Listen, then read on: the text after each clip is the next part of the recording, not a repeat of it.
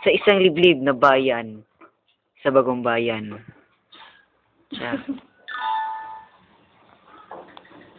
Nga, my God. May isang babaeng nagngangalang Julie May. Ang kanya lang gusto sa buhay Ay, maglaro. ay magkaroon ng panibagong cellphone Nakatulad ng ganito. every month.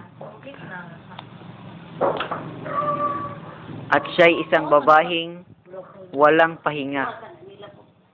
Dahil Paasan ninyo dyan! araw-gabi, siya'y nagtratrabaho. You know. At ito naman, ang paa namang ito, ay sa kanyang kapatid na si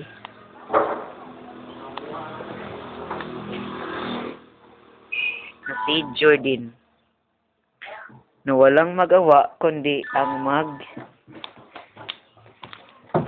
bilangkan. See? Isa siyang the grudge. Tumatawa pa.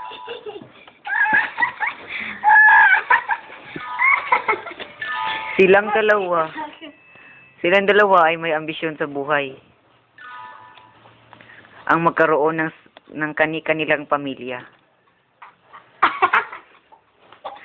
Meron naman silang kapatid na tinaguriang Tulo. lalaking Walang pahinga. walang pahinga. Ngunit siya ngayon ay nagpapahinga.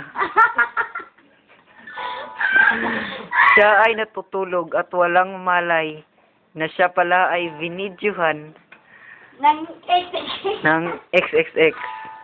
Kita nyo? Slow mo please. Slow mo please. Oh, kita nyo yan? At sa kabilang dako naman, may mga bulaklak. Ito ang kanilang bahay. Ang kanilang kusina. Tapos, sa kanilang bahay ay nire-renovate ito. Guba pa. Guba pa yung atop. At mayroon mong pang buslot doon. Mayroong buslot.